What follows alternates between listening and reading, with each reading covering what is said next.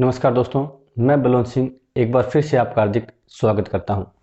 आज हम लेके आए हैं बोधायन प्रमेय, जिसे पाइथागोरस प्रमेय भी कहा जाता है। तो बिना देरी के शुरू करते हैं बोधायन प्रमेय। सबसे पहले देखते हैं प्रमेय कहती क्या है। ये प्रमेय कहती है कि किसी समकोण त्रिभुज में उसके कर्ण का जो वर्ग है वो शेष भुजाओं पर बने वर्गों के योग के क्या होगा, बराबर। अर्थात ये कहता है भी अगर त्रिभुज समकोण है तो जो कर्ण का वर्ग है वो आधार के वर्ग और लंब के वर्ग के योग के बराबर होगा। ये बोधायन प्रमेय या पाइथागोरस प्रमेय होती है। चलो देखते हैं इसे अपने सिद्ध कैसे करेंगे। तो सबसे पहले हमें क्या दिया गया है। नंबर 1, हमें दिया क्या क्या गया है।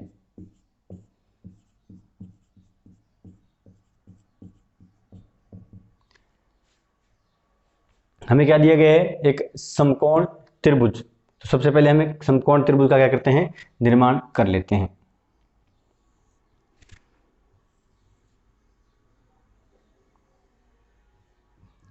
ये कोई हमारा समकोण त्रिभुज हो गया। इसका हम नामकरण कर देते हैं ए, बी और सी। ये हमारा समकोण त्रिभुज हो गया। अब दिया क्या गया हमें, त्रिभुज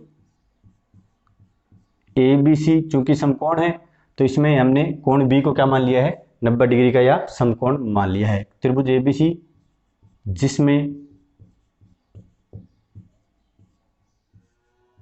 कोण बी क्या है, हमारा समकोण है। एक त्रिभुज है एबीसी जिसमें हमारा कोण बी क्या है, समकोण है। अब हमें सिद्ध क्या करना है,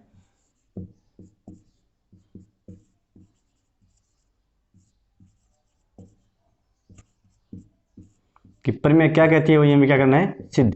प्रमेय कहती है कि समकोण त्रिभुज, तो ये हमें दिया गया है समकोण त्रिभुज। अब प्रमेय आगे क्या कहती है कि कर्ण पर बना वर्ग शेष भुजाओं पर बने वर्गों के योग के बराबर होगा।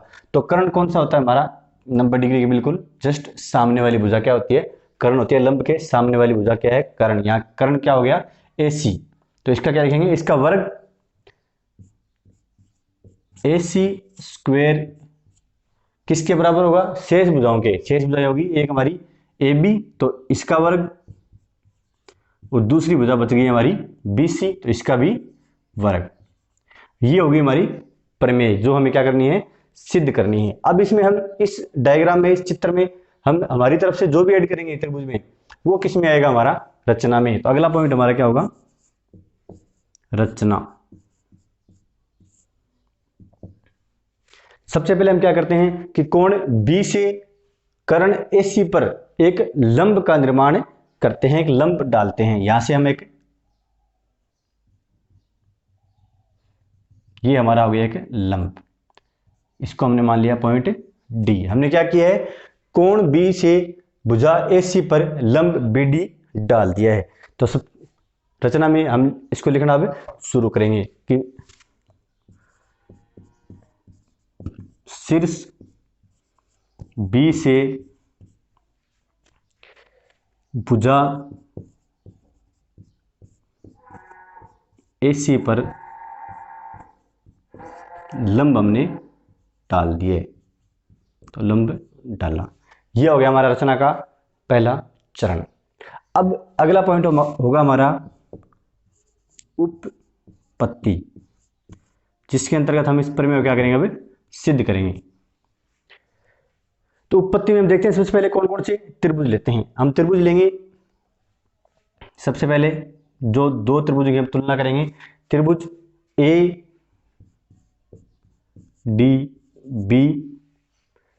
व त्रिभुज ABC में।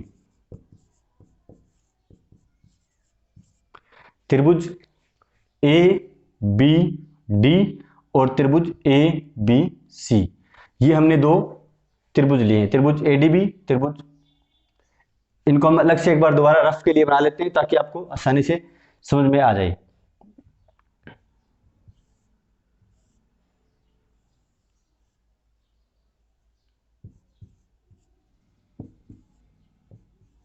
ये हो गया त्रिभुज ADB, जिसमें D क्या था हमारा, 90 डिग्री का, ये 90 डिग्री का। त्रिभुज ए डी बी। इसी प्रकार जो दूसरा त्रिभुज है त्रिभुज ए बी और सी, ये भी यहां हम बना लेते हैं। ये हो गया त्रिभुज ए बी सी। यही त्रिभुज, इसको हमने रोटेट कर दिया, ये बी वाला पॉइंट यहाँ आ गया, ए इस तरफ आ गया, बी इस तरफ आ गया, तो देखने में सिमिलरिटी हमको दिखाई देगी। अब इन त्रिभुजों में कॉमन क्या क्या है वो देख लेते हैं। सबसे पहले एडीबी में कोण डी बराबर कोण बी है। क्यों? कोण डी भी 90 डिग्री का समकोण है और ये कोण बी भी एबीसी में कितने का है? 90 डिग्री, अर्थात समकोण है। दोनों ही क्या है? ये समकोण है।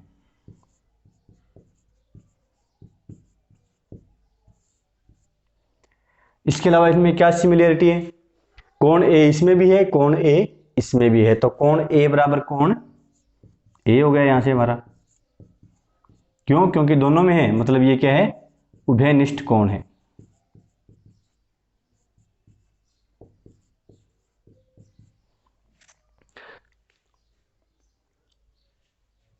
इसके अलावा इसमें एक भुजा भी उभयनिष्ठ है, वो भी देख सकते हैं अपने ए बी, और ए बी भुजा इसमें क्या है? उभयनिष्ठ है।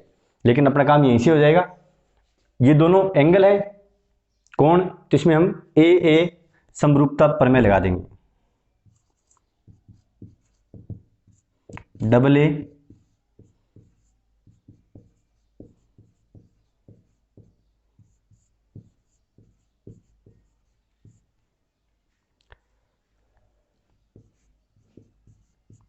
डबल ए का मतलब एंगल एंगल, कोण और कोण, डी कोण बी के बराबर है और कोण ए दोनों में कॉमन है, तो दो कोण बराबर हो गए, तो डबल ए समरूपता प्रमेय यहां पर लग जाएगी। ये प्रमेय क्या कहती है अभी? कि ये दोनों त्रिभुज क्या होंगे? समरूप होंगे। त्रिभुज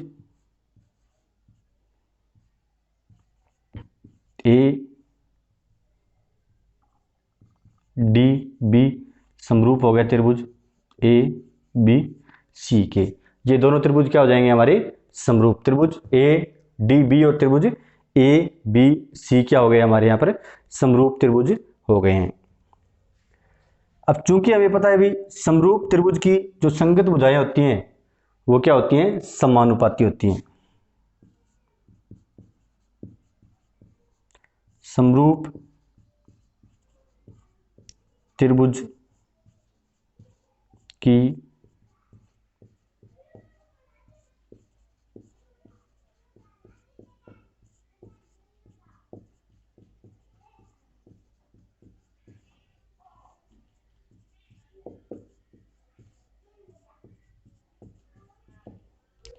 चूंकि समरूप त्रिभुज की जो संगत भुजाएं हैं वो क्या होती हैं? हमारी समानुपाती होती हैं। अतः हम क्या कह सकते हैं?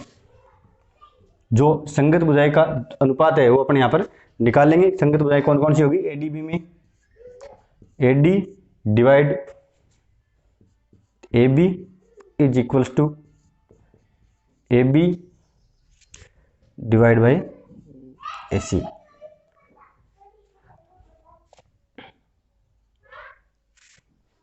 कर्ण त्रिभुज, पहले त्रिभुज का कर्ण, पहले त्रिभुज का लंब एडी और कर्ण ए बी। इसी प्रकार दूसरे त्रिभुज में उसका लंब और उसका कर्ण ए बी और ए सी, ये क्या होंगे? समानुपाती होंगे। यहां से हम क्या कर लेंगे? वज्र गुणा कर लेंगे।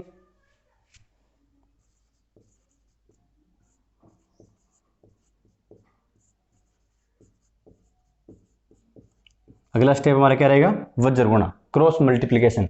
यहां से हमें क्या मिलेगा? ए बी गुणा ए बी, मतलब A B square is equals to A C into में ए डी। इसको हम समीकरण नंबर 1 दे देते हैं। समीकरण नंबर 1 इसको हम मान लेते हैं। अब हम फिर से कोई दो त्रिभुज और लेंगे। अगला स्टेप हम इस तरफ कर लेते हैं। अब हम ये वाले त्रिभुज क्या कर देते हैं? यहां से इरेज कर देते हैं। अब जो त्रिभुज लेंगे हम लेंगे त्रिभुज बी डी सी।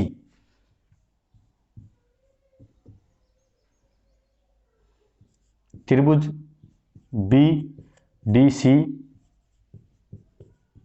और त्रिभुज ए बी सी।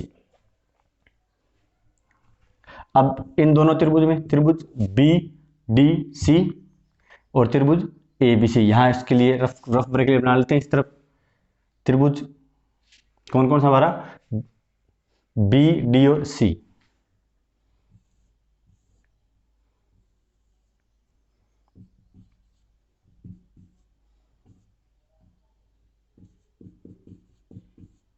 और दूसरा त्रिभुज A B C.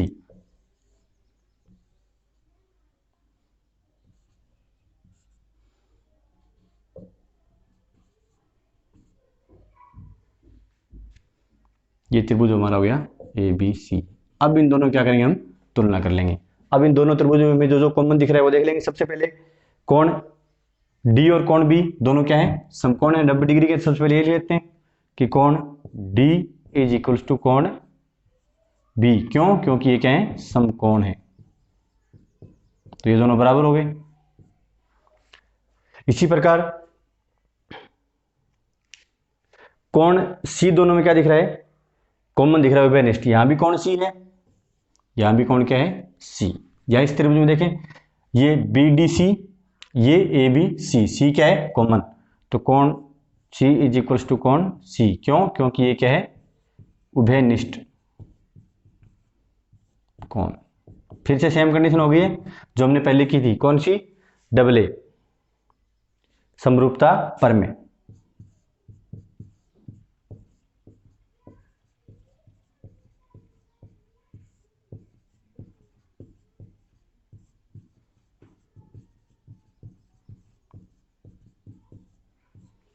Double A समरूपता प्रमेय लगेगी, जिसके अनुसार क्या होती है, इनकी जो संगत भुजाएं हैं उनका अनुपात क्या होता है, बराबर होता है। दोनों त्रिभुज समरूप हो गए हमारे। कौन कौन से, त्रिभुज बी डी सी समरूप हो गया त्रिभुज ए बी सी। तो इनकी संगत भुजाओं का अनुपात भी क्या रहेगा, बराबर हमें प्राप्त होगा। तो यहां से हम लिख सकते हैं संगत भुजाओं का अनुपात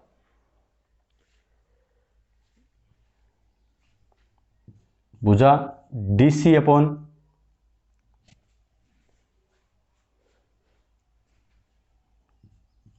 B C is equals to भुजा D C upon B C is equals to भुजा B C upon A B, sorry B C upon A सी।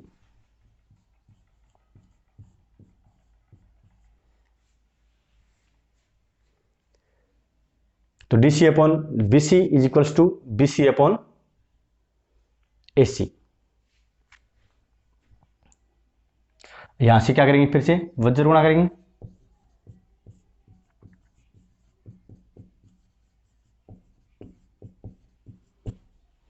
क्या प्राप्त होगा हमें, B C square equals to D C into में A सी। इसको equation number हमने 2 मान ली। हमें क्या प्राप्त हो गया, बी सी स्क्वेयर बराबर डी सी और ए सी। अब हमें यहाँ समीकरण 1 प्राप्त हुई है, यहाँ समीकरण नंबर 2 प्राप्त हुई है। इन दोनों समीकरणों को हम क्या कर लेंगे, जोड़ लेते हैं, इनका एडिशन कर लेते हैं।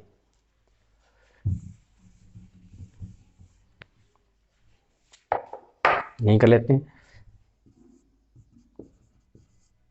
समीकरण 1 व 2 को